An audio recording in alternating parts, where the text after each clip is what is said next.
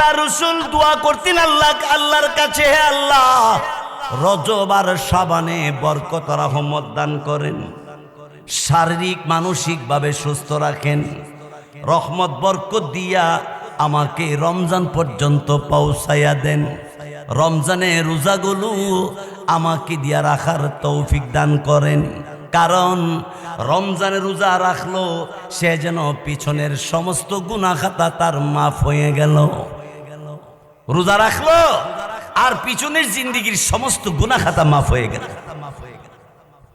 এমন একটা মাস আমাদের অতি নিকটে, আর কয়েকদিন আছে মাত্র। ডরাইতেছেন? সমস্যা হইব রমজান আইলে। যারা আল্লাহর খাঁটি বান্দা বান্দি তারাই মাস পাইয়া খুশিতে বাগবাগ হয়। কারণ রমজান মাসের সওয়াব, রমজান মাসের বদলা আল্লাহ তাআলা ফেরেশতার মাধ্যমে দিবেন। নামাজের বদলাটা আল্লাহ তাআলা ফেরেশতার মাধ্যমে দিবে, হজের বদলা ফেরেশতার মাধ্যমে দিবে, অন্যান্য দান খয়রাত ইবাদতের দান অবদান এর বদলা আল্লাহ তাআলা ফেরেশতার মাধ্যমে দিবে। আর রোজার বদলাটা আল্লাহ নিজে দিবে, অর্থাৎ রোজাদারের জন্য আল্লাহ নিজে হইয়া যাবে বদলা। সুবহানাল্লাহ, জোরে কোন। আমার ভাইরা বন্ধুরা আমার, এই জন্য শুনে আল্লাহ রাব্বুল আলামিনের নবী রাহমাতুল লিল আলামিন ওই ইহুদি যারা আসছে নবীর কাছে কালিমা পড়ে মুসলমান হইল, কালিমা পড়ার পরে মুসলমান হওয়ার পরে এবার রাসূল বললেন তোমাদের কাজ হলো নামাজ পড়া। কেমনে নামাজ পড়তে হবে? নবীজি নামাজ শিক্ষা দিলেন। নবী বললেন নামাজের আগে ওযু করা লাগবে। ওযু করা ফরজ, ওযু করা নামাজ পড়া যেমন ফরজ, ওযু করাও। ওযুর আইন কোরআন শরীফে আছে না নাই? কদ্দুর হাত ধুইতেইব, কদ্দুর পাও ধুইতেইব, কতটুকু মুখ ধুইতেইব, কতটুকু মাসা করতেইব, কোরআন শরীফের ভিতরে আয়াত নাজিল হইছে। ঠিক কিনা জোরে কর। আমার ভাইরা, হাদিস শরীফের মধ্যে আল্লাহ নবী বলেন আল্লাহর কোন বান্দা, নবীজি বলেন উম্মত তুমি যখন ওযু বানাইতে যাইবা, ওযু করতে হাত যখন ধুইবা, হাতের পানি ফোঁটার ফোঁটা বাইয়া বাইয়া নিচে পড়বে, পানির ফোঁটার সাথে তোমার গুনাহগুলিও জয়রা পড়বে। মুখ ধুইতে গেছো, ওই মুখে ধৌত করার কারণে তোমার মুখের পানি ফোঁটার ফোঁটা নিচে পড়বে, পানির ফোঁটার সাথে তোমার গুনাহগুলিও ঝইরা পড়ে যাবে।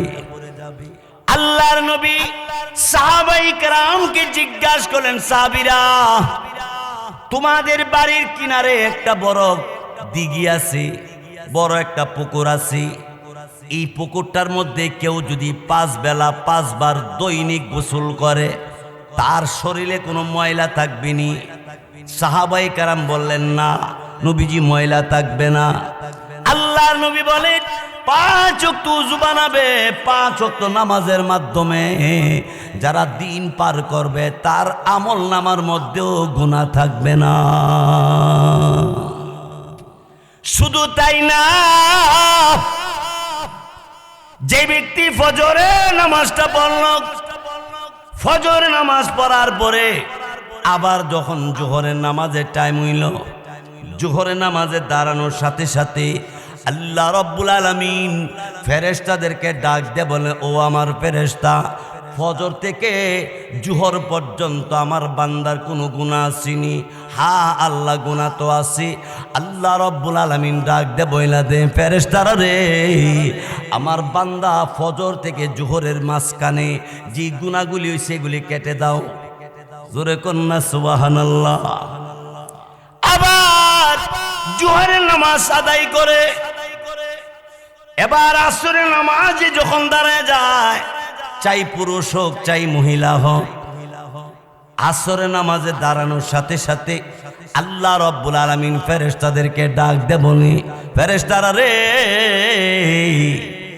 আমার বান্দা জোহর থেকে আসরের এই ফাঁক সময় এই মাঝখানে কোনো গুনাহ আসেনি, যদি গুনাহ থাকে আমার বান্দার গুনাহগুলি কেটে দাও।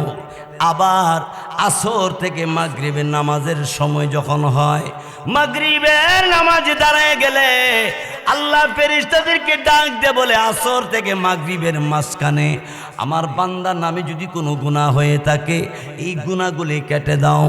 আল্লাহর নবী রাহমাতুল লিল আলামিন ফেরেশতাদেরকে বলে, হে ফেরেশতারা, মাগরিব থেকে এশা পর্যন্ত এর মাঝখানে আমার বান্দা নামে কোনো গুনাহ হয়ে গেছে কিনা, যদি গুনাহ হয়ে থাকে আমার বান্দার এই মাঝখানের গুনাহ খাতা মাফ করে কাইটা দাও। জোরে কন্যা সুবহানাল্লাহ।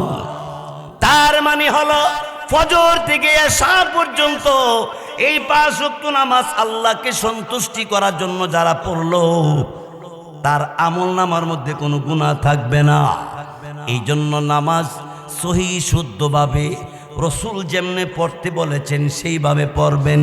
রসুল হাদিসে বলেন, ক্বালা রাসূলুল্লাহি সাল্লাল্লাহু আলাইহি ওয়াসাল্লাম, সাল্লু কামা রাআইতুমুনি উসাল্লি। হে উম্মত, নামাজ পড়ো আমাকে যেভাবে নামাজ পড়তে তোমরা দেখেছো।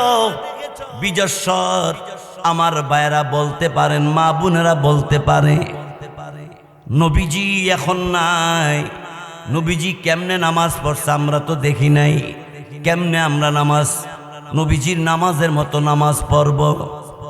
এই কথা বোঝার জন্য নবীর সাহাবায়ে কেরামদেরকে ফলো করতে হবে। বলে সাহাবায়ে কেরাম তো এখন নাই, কেমনে ফলো করব? সাহাবায়ে কেরাম নবী যেমন করে নামাজ পড়েছে ঠিক তেমনি ভাবে সাহাবায়ে কেরাম নামাজ পড়েছে। সাহাবায়ে কেরাম যেভাবে নামাজ পড়েছে সাহাবায়ে কেরামের নামাজের মতো তাবিঈন যারা তারা এইভাবে নামাজ পড়েছে।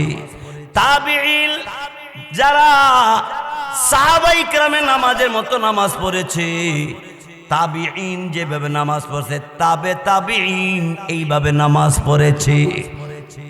এইভাবে আইয়ামে মুস্তাহিদিন নায়েবে নবী হক্কানি আলিম ওলামা বর্তমানে নামাজ যেমনে পড়ে ওইভাবে নামাজ পড়লে নবীজির নামাজের মতো নামাজ হয়ে যাবে।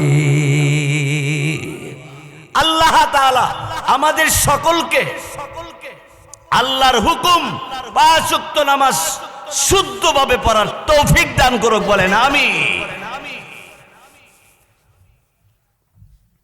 লা ইলাহা ইল্লাল্লাহ, লা ইলাহা ইল্লাল্লাহ, লা ইলাহা ইল্লাল্লাহ, লা ইলাহা